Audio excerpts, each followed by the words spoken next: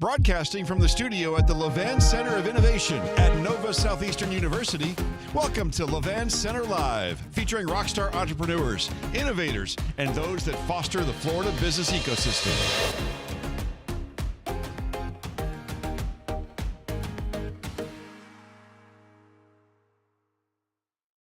Hi, and welcome back to the podcast, and welcome the subscribers, and thank you so much for listening. I'm Jim Ryan. It's 2025, and as they say, new year, new you, and a little play on words with exciting changes that are happening here at NSU. And first, I'd like to welcome Kelly Shanley, Interim Director for the Levan Center of Innovation. Kelly, thank you so much for doing this podcast with us. Great to be here with you, Jim. Well, there are exciting changes, as I mentioned. Thrilled to have our next guest on our podcast for 2025. No stranger, one of the few guests that actually knew the building that we are located in. He's been here many times, and I'd like to welcome Dr. Harry Moon to the podcast, who has taken office now as president of Nova Southeastern University following President Hanbury. Terribly exciting time. Congratulations on the new appointment, Dr. Moon. Thanks very much, and thanks for having me this morning. Well, we're thrilled to have you here, and I want to kind of format the show a little bit in the podcast because we talk to civic leaders, people that have built businesses, founders, those in the academic space, and so forth here on the podcast. And you've checked a lot of those boxes.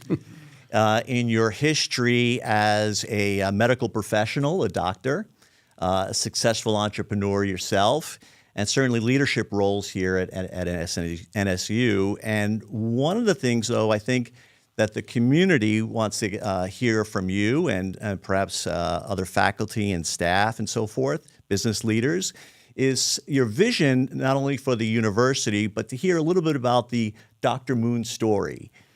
Before all the credentials of president and doctor.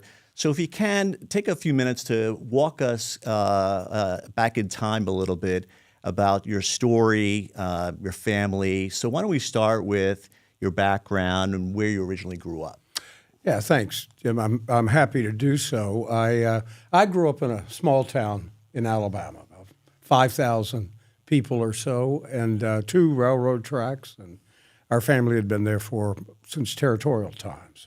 But be that as it may, my next-door neighbor was the general surgeon in the community at a 25-bed hospital. He had trained at Penn, University of Pennsylvania, fine institution, great medical program, but he had chosen to practice in a small town, in a rural setting. And I knew early on I wanted to be like him. And so I talked to him as time went by. Our families were close, about being a surgeon, about what it was like, why he did it, and I was fortunate enough that he was a great help to me and a great model for me, and gave me a job at the hospital.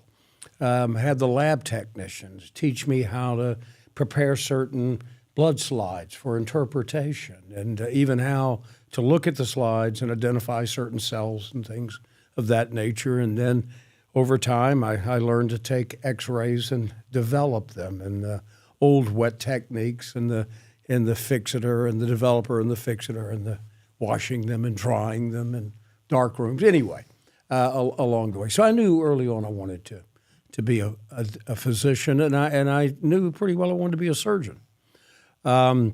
Then, I went, my parents were, particularly my mother, was very focused on education and the power of education. She was an educator, and that instilled in me and my sister, older sister, that education was the great liberator, the great equalizer, and the path forward. So I went to a boys' school in Birmingham. That was a preparatory school, but I was fortunate enough to have a great role models there.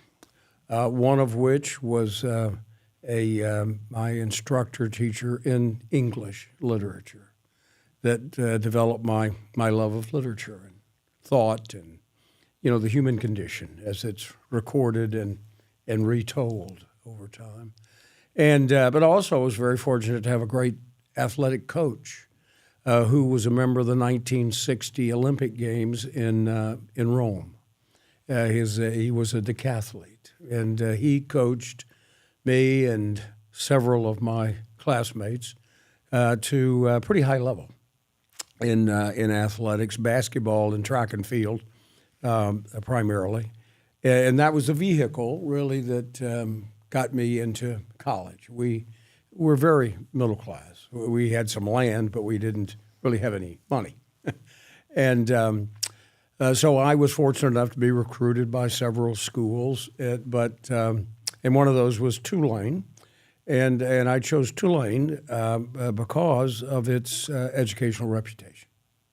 That I knew that I wanted to, and my coach and others told me, there's life after all this, and get the best you can. So I chose Tulane, and that was a good decision. And there I was well prepared in freshman year from my experience in high school and that I attended. And I became an English major. My focus was in modern poetry and T.S. Eliot and Ezra Pound and William Carlos Williams and those folks. I did all the other stuff, the biology, the chemistry, the biochemistry. Took 5-hour calculus as a freshman. Met every day, 8 o'clock in the morning. So I wasn't very smart about choosing my schedule, but it was my first semester. I made all C's and 1A. I made an A in English. I made some very, very hard-earned C's. In my second semester, I made all A's and 1B. So I made it through New Orleans. In any way, so after that, I wanted to go, obviously, to med school, and applied and was accepted in a relatively new med school in Alabama, University of South Alabama, and had a great experience there. Then my next goal. I knew then I wanted to be a surgeon, and I had by marriage a relative who was a pretty prominent plastic surgeon in Honolulu, Hawaii. Great place to be. Yeah. So I applied in the match, and indeed I matched at the University of Hawaii's integrated surgical program, where I was under the mentorship of General Tom Whalen, a forerunner in use of the saphenous vein, which you know about in heart revascularizations, but it really had its origins in the Korean War in salvaging wounds of the lower extremity, where they would be amputated in the past, but by using this as a conduit, as a pipe, could salvage limbs, and it led to other things. But he was a fabulous mentor, and towards the end of my time at the university, he came to me and he said, "Look, what are you going to do now? You're going to be a general surgeon." And I was then fascinated a little bit by cardiovascular surgery as well. I said, "Well, I'm I don't know which way I'm going to go." And he said, "Well, I'll write you a letter. I'll help you in any way I can, but you need to let me know this afternoon." So he was that kind of a military leader. Sure. Yes. And he taught me a tremendous amount about organization, about attention to detail, about thoroughness. It was he was instrumental in my career. So I told him that afternoon that I wanted to do plastic surgery. And my goal was to come back and join my relative in Honolulu and practice plastic surgery. But my relative trained at a place called the Cleveland Clinic and wanted me to go to Cleveland and train in plastic surgery. So I applied. I got accepted. During the end of my program there, the faculty approached me and said, "Look, we'd like you to join the faculty." And I went, "Well, okay. I got another decision to make." But the decision really was, it was an opportunity, and I'm not a big fan of sports analogies, but I was a chance to play for the Yankees. Sure, absolutely. Or the Red Sox or the Dodgers, right? It was the big leagues. And I said, okay, if I'm going to do that, then I really want to learn something and contribute and be on the edge of what's happening. And so there's this fellow that, a doctor that was leading the reconstructive world in plastic surgery. His name is Ian Taylor at the Royal Melbourne Hospital in Melbourne, Australia. And I said, I really want to train with this fellow. So through various conversations in a meeting I had with him, I was invited to train with him, and I was the first Yank to train with him in Melbourne, as he had trained many people from the UK and from around the globe in the emerging field of microsurgery and moving tissues from one part of the body to another, using the little artery and vein that supplies that tissue and moving it to a new place, and with vessels that are 1 to 2 millimeters in diameter. So it's done under a microscope. This is called microsurgery. And little sutures about as fine as the human hair that you sew them together with. And he was he really instilled in me what it was really like to be a clinician, a researcher, and an educator, and having the most inquisitive mind I've ever been associated with. And so I returned to Cleveland. I set up the microsurgery department, introduced it to the Cleveland Clinic. The biggest anxiety I've ever had was the first operation that I did on someone, and it had to do with a wound of the head and neck where there was exposed brain tissue and such. And if it didn't go well, it was not going to go well. Mm-hmm. Right. And fortunately, it went well, and the patient did well. And then one day I was called by the head of cardiac surgery that they had a problem with a patient that had a wound infection. And wound infections after open heart surgery are never good. Mm-hmm. And there was a large fellow. He was a big executive with the motor industry, within the auto industry. And his heart was being covered by sponges with antibiotics on them. So with some of the techniques that I learned in Australia, we got the heart covered and moved some of the chest wall musculature over that. And anyway, he walked out of the hospital. And in those cases had about an 80-85% mortality rate. Generally, they did not go well. Anyway, that operation with that surgeon who was the head of cardiovascular surgery, his name was Fred Loop, and he was a giant in cardiac surgery and using the internal mammary artery as opposed to the saphenous vein to revascularize the heart. The problem with that is in diabetics, the cartilages of the chest lost blood supply and didn't live. Wow. So there was a wound healing problem with those patients. Anyway, so whenever that was the case, I got called. I worked with him, and we got to know each other pretty well.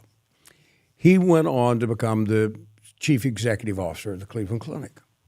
So one day, not one day, but every year there's an annual professional review. And during my review, he was there and a couple other big folks within the organization, and I said to myself, this is either going to be good or bad. Right? Right. And so anyway, they said, Harry, we want you to think about Florida. And I went, Florida? Tell me about Florida. So they said, the Cleveland Clinic is, we are going to establish a presence in Florida. We would like for you to be part of the team to go and get this organized. And so that opportunity was the first real venture into the business side of healthcare. I came down as a surgeon. We were having some trouble recruiting physicians and retaining physicians. So I was asked to become the chief of staff. And the chief of staff, really manages the professional staff. And then shortly after that, operationally, I was asked to become the chief operating officer of the organization. And we had a hospital that was on the beach. We had a site that was remote from the hospital where our clinical activities were. And I was hiring doctors from all around the world. Went to Toronto and to Quebec in the middle of winter and recruited doctors away from the University of Toronto and sick children's and the like. And then one day the CEO that was here was a cardiac surgeon Carl Gill, who was at the Cleveland Clinic, left, decided there were greener pastures somewhere else, and I got a call one Saturday that from Fred Loop, he was the chairman CEO of the clinic, that I was going to be the CEO. So then I had further, and my business education was none, zero. So it was kind of, seat of your pants type things.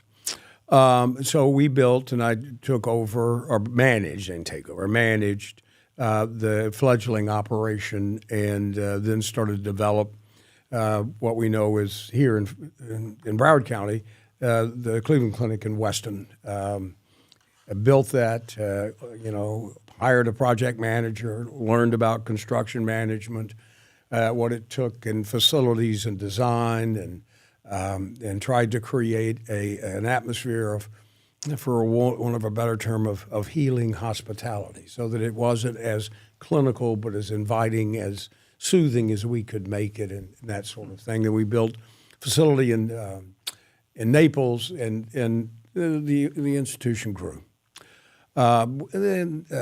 So I guess in summary, to get back to a little bit of the question you asked me, I've been very, very fortunate to have opportunities or doors open in front of me that I never planned, and whether I had the good luck or the great fortune to walk through them. And so it was the only pre-planned part of it was my next door neighbor when I was young that got me that I wanted. That's what I wanted to do. Yeah, that's really interesting that you bring that up, because I was sitting here thinking about how intentional some of your steps were on the way forward, because you've added all these dimensions to your career, stepping sort of out of medicine into leadership and management, into entrepreneurship. So can you talk a little bit about those different dimensions of you and how you chose to develop them? Yeah, because the next stage of things. So with the career, the Cleveland Clinic went into a partnership with a for-profit entity. And it was a difficult management situation where there are two different worlds. One, the for-profit, commodity traded, they are a quarter-to-quarter business. Mm-hmm. We are long-term in our vision and our care and a different focus, and the environment wasn't right for me. Mm-hmm. And so I called Fred Loop, and I said, Fred, I'm not your guy for this. Yeah. Right? And he said, okay, what do you want to do? And I said, well, I think I'll just retire. And he said, great, okay. He said, but, you have a lifetime appointment to the Cleveland Clinic, which I still have. I'm still on the faculty or the staff here in Florida. And he was very gracious in that modality. So then I did change gears a little bit. I got involved with, I had been on the regional board of Barnett Bank, one of Florida's banks that ultimately was bought by Bank of America. And so I learned a little bit about banking and the finance side of running the business of medicine. And so when Barnett went away, it was a shame because they were big, but they were a local bank. So with Wayne Huizinga Jr., Terry Stiles, Tommy Miller, Keith Koenig, a bunch of people. We got together and organized a bank. And with a smaller community bank in Naples, we merged our new institution, decided to take it public, which we did on NASDAQ. Initial offering, we raised $12 million, $10 a share. Had a secondary offering, raised about $20 million. The stock price rose to over $20 a share, and we became about a $500 or $600 million asset bank. We were here in Naples, we were down in Coral Gables, we were in Tampa, and Boca, and we were primarily a community bank. And then there was some I won't say disagreement, but not a convergence of strategy about what facet of banking we should be in and where the risk was. So I left the board. I cashed out. I was the vice chairman of the bank and blah, blah, blah. Ran the compensation committee and such. And then, that was in 05. 06. 07, 08 hit, and the world changed. Yeah, It certainly for did, sure. especially if you were in banking. Exactly. The world changed. And so that was a great experience, a great learning experience on just financial management, managing risk, assessing value, and return on investment, return on assets, return on equity. So I learned those things. It was still a learning process. And then I went really into, from when I left the clinic, I went into private practice. I restored a historic building in downtown Fort, right off Las Olas, built a surgery center. And my oldest daughter, had followed my footsteps. I went to med school, went through general surgery, went through plastic surgery, trained in craniofacial surgery at Nicholas Children's, and was going to join me in practice. And I got a call from a headhunter about a job at Nova Southeastern University. They were looking for a chief operating officer. And I said, well, I'm very flattered, but that's kind of out of my wheelhouse. And I'm happy right now. I'm doing what I want to do. I'm the good and bad of working for yourself, and meeting payroll, and still having some little investments here and there, and doing some things. Then I got a call from the general counsel of NSU, wanted to have lunch with me, and I talked about the job and this, that, and I said, well, it's really out of my wheelhouse, and higher education. I've done healthcare. I got that, right? Yeah. And you guys have got a fair amount of health. I got all that. Then I got another call, and it was George Hanbury, whom I'd known when I was running the Cleveland Clinic when he was city manager. He had tried to get us to build the Cleveland Clinic that we built in Weston on the site right off 95 where the big Walmart is and such, near the new sheriff's office and things.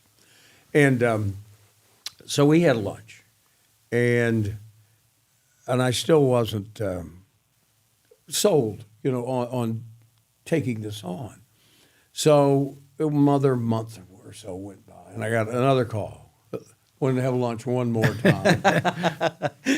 And It went from chicken to steak, maybe. Yeah. Persistence. Yeah. Persistence. And at this meeting, George was not exactly happy. He really wasn't. And so I said to him, well, why do you want, why the persistence? They said, well, look, we would like you to help us, particularly on the healthcare side and what we're doing. And the reason I would want you to be the chief operating officer so that you would have a big enough hammer to get things done at the university and blah, blah, blah, right? So George said, I said, well, to George, how long are you going to be around? You're going to leave next week, the whole game changes, right? Sure. And I don't know if I want to do that. he said, well, I'm going to be here for my contract for another 6 years. Well, my daughter was going to be finishing all of her educational program, residency, in about 6 years. I said, well, timing is okay, right? I can make this transition. And there was another doctor that wanted to lease my space. And so I said, okay, I'll see what I can do to come in and help. And then, as I began to learn about the universities are complex enterprises. And the fascinating how the melding all takes place. And worked on better organizing our clinical programs, our healthcare. We had an emerging new allopathic MD medical school. We had a well-established and very functional osteopathic, the DO school. We had the fabulous dental program that really was a major force in head and neck surgery and cancer surgery here in Broward County. The pharmacy school, the nursing school, all of that was that. I was home there. Okay, it was very, very, very comfortable and ground where, and I knew where everything was. Admissions, enrollment, financial aid, facilities management, the IT, the technology of how we do things today, the Oceanographic Center, all that. I learned a lot. I brought in some consultants and to determine, because I didn't know a lot about that. Sometimes it's good not to know, because then you can ask questions. Yes. And to learn about it. And so I said, well, in enrollment, that was they had more people in enrollment than anywhere else in the university. So I said, well, how many do we need? Or how do we know how many widgets, how many things do they do a day? And, sure. And I said, and how do they do that compared to their peers? Who does it really, really good? Right? Don't know. So I brought in a consulting firm to compare us to other universities and how many people they had doing certain things. And there were some differentials. Okay? And so we began to change some things. And then it became clear to me that the single biggest threat to higher education was the cost or the debt of education. From my own daughter and family, I all went to private schools, right? And so we paid our fair share, and we paid for all of our kids' primary education. And so that was writing a lot of checks. But so other families were as well. So I started to think about that and how we function as an organization, blah, blah, blah. So then I'm going to get to the end of this story. It's a great story. It is a great story. So then 4 and a half years in, I get a call from Charlie Palmer, the chairman of the Board of Trustees. And he says, the succession committee, has been meeting, and we want you to consider succeeding George Hanbury. Well, I hadn't thought about that, right? I was going to transition back, and there were great expectations from my daughter and what was going to be the future, and I had to ask, the true boss, my wife of 41 That's years. right. Okay? Good thinking. And she wasn't thrilled about the possibility, even a little bit. Yeah. Okay? So, when is enough, blah, blah, blah, all those things. And so Charlie called me about a month or so again and said, how are we going? And I said, well, we're not there yet. And he said, okay, what can I help? What's going on? I said, well, Anne-Marie's not, if she's not supportive, then I have no desire to have, after this amount of time, discord. And he said, well, do you want me to call her? And I said to him, Charlie, that would be a very bad idea. I was about to say you didn't, did you? No. But then another month or so went by, and we were having dinner, my wife and I. And she said to me, why do you want to do this? And I said, as I see the university and all the assets that we have, the university has, particularly in healthcare and others, there are certain things I think I can do that will be very beneficial. And if I can do that, it would be worth doing in this amount of time remaining. And she said, okay, I get it. I'm in. That was the pitch. That was Yeah, the pitch. that's great. And That's so great. that's why we're sitting here today. Thank you, Anne Marie. Yeah, that's right. I'm sure. That's sure. Otherwise, we wouldn't be here. So, Yeah. Dr. Moon, you've got so many great experiences, and you talked extensively and sharing those about moving in these different capacities, the challenges, becoming an entrepreneur yourself. Our audience, that a lot of them are aspiring entrepreneurs, they're founders and so forth. And I know for sure, besides the wonderful stories that you shared, maybe a couple of key learnings that were sort of epiphany moments for you, that you becoming an entrepreneur, and maybe what you could share, those aha moments, and maybe these were pivotal changes that you had as you started your business. Well, I learned in surgery in particular a very important lesson, and is you cannot be afraid to fail. Okay, that if you don't venture into it, you can't succeed. So it's really a fear of failure, I think, holds many decisions back or alters those decisions. And I think that it's good to dream big. And if you don't ask, you don't get. And that resources ultimately go to where they are best utilized. And that if you are, and you got to be honest with yourself. You can't, believe your own hype. And we do have, each one of us, amazing capacity that is, the potential is there. And and along the way, from the athletics, from the coaching side of what you can achieve, right? And yeah, God gives you some gifts, but how you exploit those assets. And I think that in having a lot of ideas are good. I have a lot of ideas. Some of them are really pretty good. Some of them are terrible, right?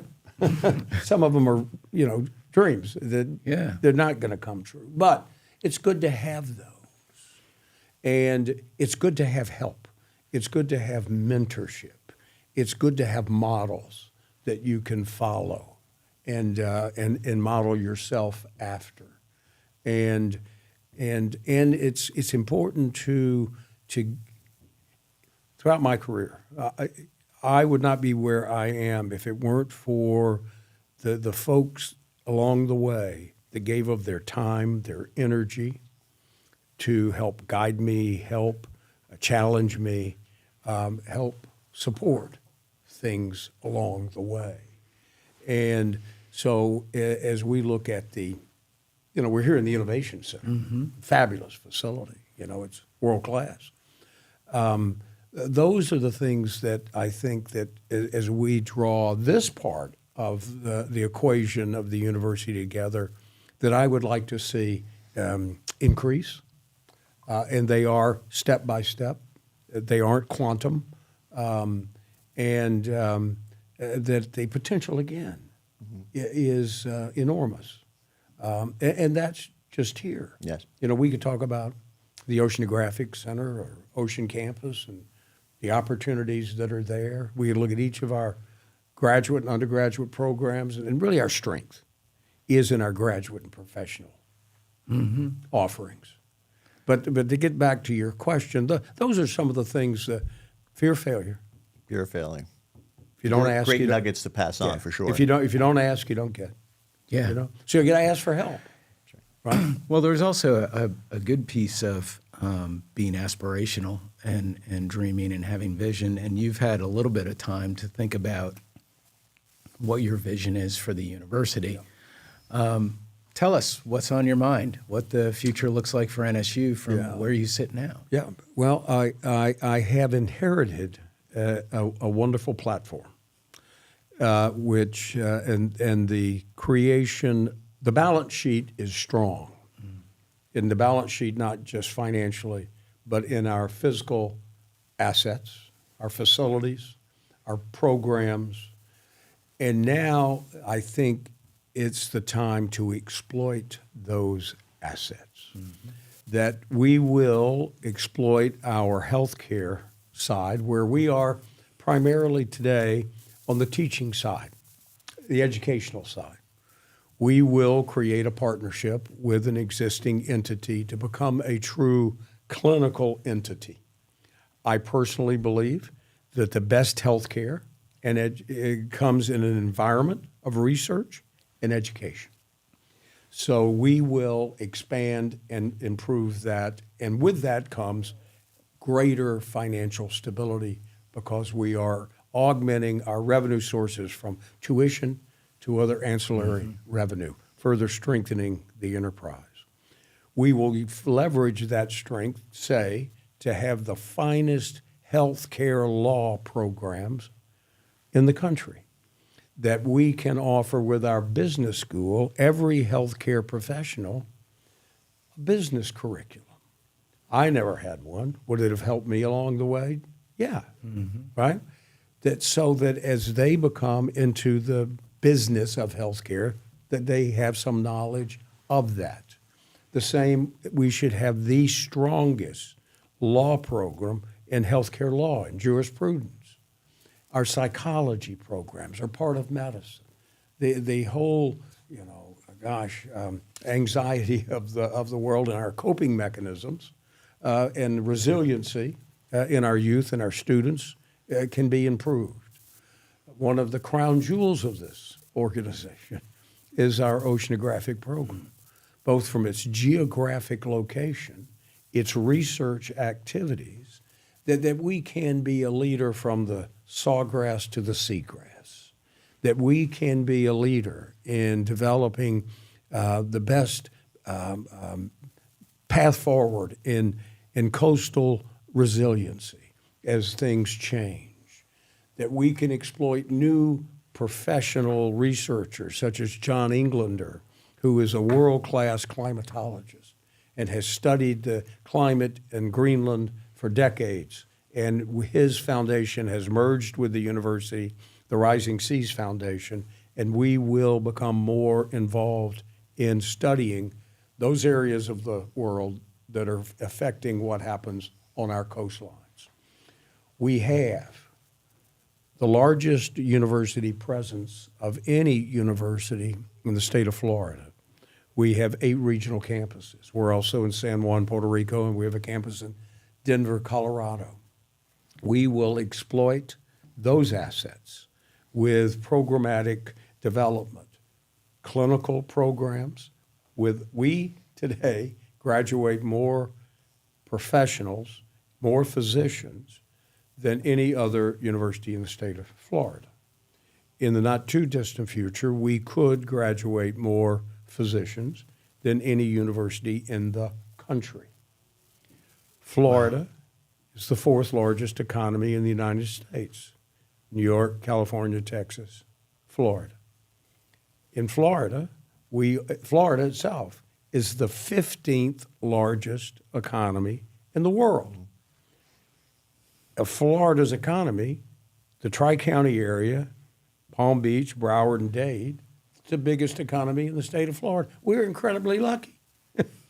So with those advantages and where we are foundationally as a university, we can and We will become, later this year, designated by the Carnegie Foundation as an R1 university. Fantastic. We're spending $50 million a year in research today, and we graduate far in excess of the number of PhDs required to reach that designation.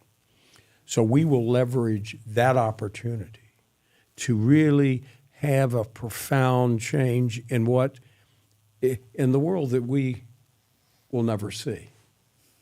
So that is part of what's worth doing, what I'm trying to do, or what I see and what I think we can do organizationally. Well, maybe with some of these medical advances, maybe we all see it as that's we true. all, Right. we all age and hopefully stay healthy. So, I wanted to ask you. You mentioned the word quantum before, and we had a conversation the other night about AI and artificial intelligence. We're in this sort of fourth industrial revolution. Broadcasting here from the Innovation Center, tech. A lot of it's AI today. You must be incredibly excited about the opportunity for, again, you mentioned quantum, artificial intelligence, involved in medicine, involved in so many aspects. What are your thoughts about the university embracing AI? How do you think AI is going to be used here in the educational systems?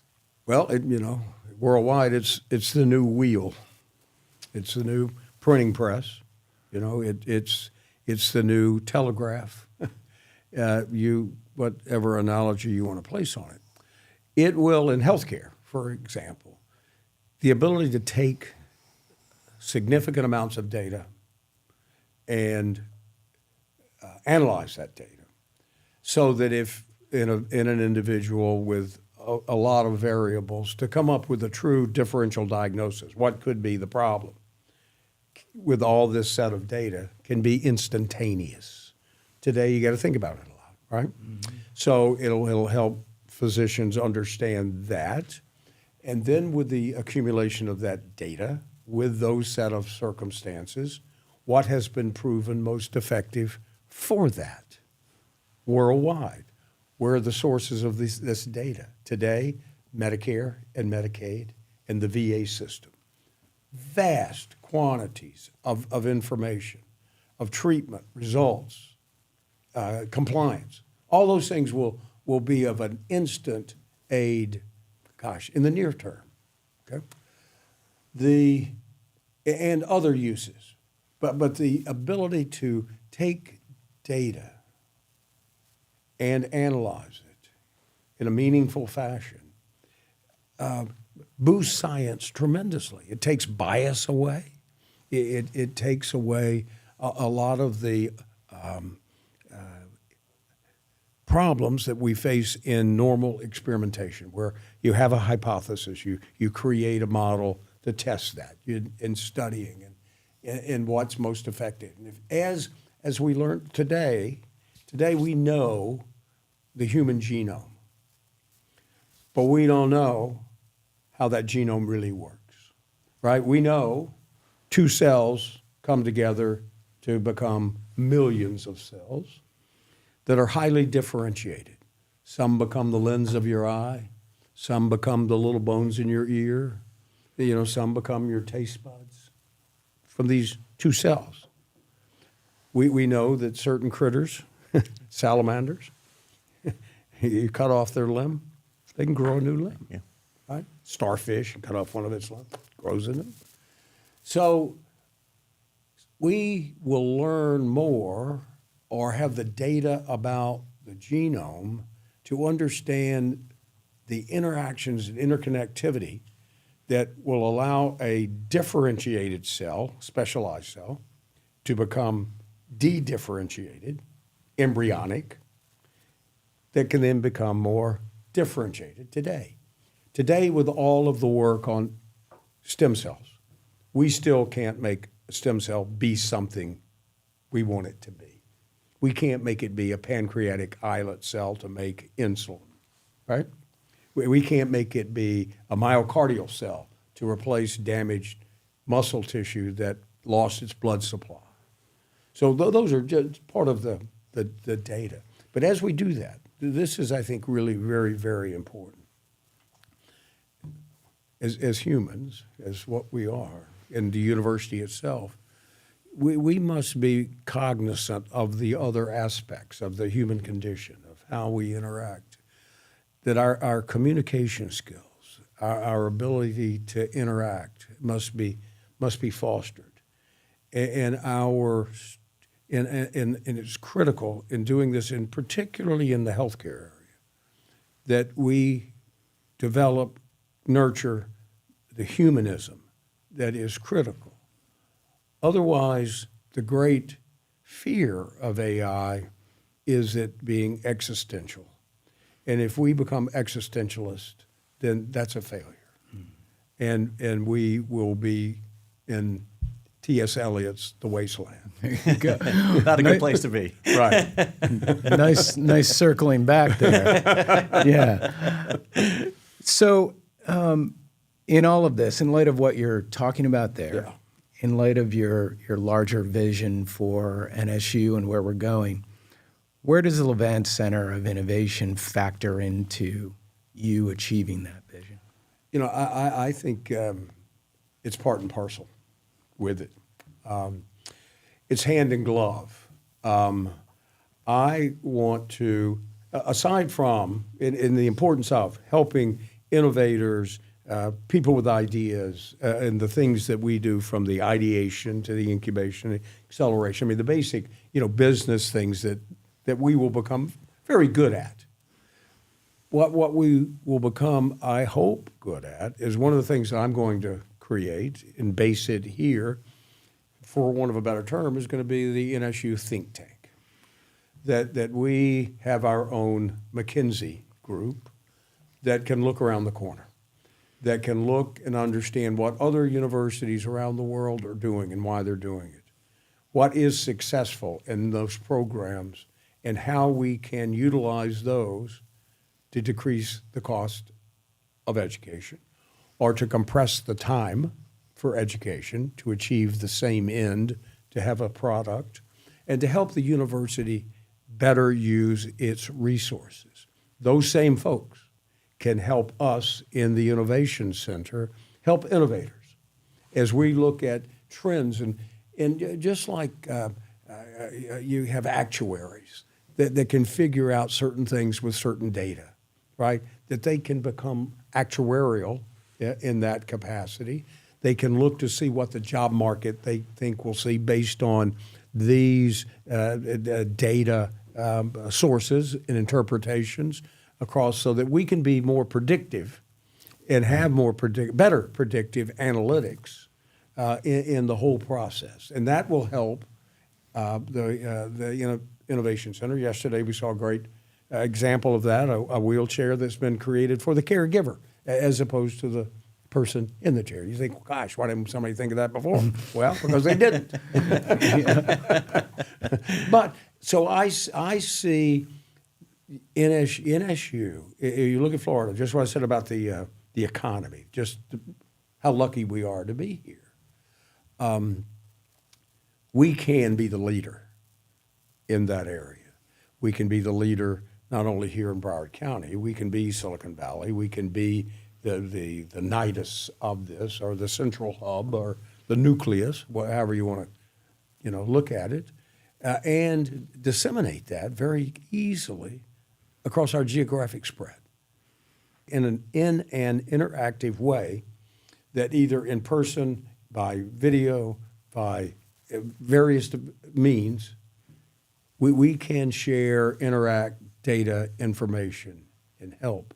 And I think we have the agility to do that better than anyone else. And I think the overall, as we look at things in a broader perspective, that if we can learn and understand how, and each person learns and acquires things differently. It's DNA. Yeah. So we can better understand how to deliver information, how that's retained, how that's assimilated, so that we can become, a program that is truly for the individual and for the entrepreneur. So I am firmly committed, and I discussed last night after yesterday's meeting at the Innovation Center here, that in healthcare, where we have substantial activity, a lot of people, that we will create in NSU Health our own fund. And let's say we start with $100,000. That our leadership there will be involved in things here of that nature, and if investment opportunities arise, if nurturing is needed to achieve a certain end, that we will be participatory in a meaningful way and show, a couple of things to the world. We're in. We've got skin in the game, and we want to see this move forward. And so, did that answer the question? It sure does. Yeah. Sure does. Yeah. And that's terrific. And, as we wind down, I know that, carving out this time right now, I know you're working on strategic planning, working with Kelly on, the vision for the Innovation Center here, certainly putting your thoughts together and working with a lot of the faculty and staff on the vision for 2025 and beyond. So I want to thank you so much. Congratulations. Oh, thanks. Again on the task at hand, being named president. And then I'd like to announce Kelly and I, with your blessing, are going to continue the podcast here, talking with entrepreneurs and civic leaders and sharing the good news, the good stories, narratives, about what's happening here at the Levan Center. So look forward to that. And thank you again, President Moon, for your time and your contributions here. Well, thank you for having me. I've enjoyed speaking with you, and be assured that I'll be here to help in any way I can. Terrific to hear. Thanks again for being on the podcast. We'll talk to you soon. Thanks. Remember to subscribe, like, and share the Center Live podcast and follow us on all social media. If you're interested in sponsoring or appearing on the podcast, please email Levan Center Live. Our email is innovation@nova.edu.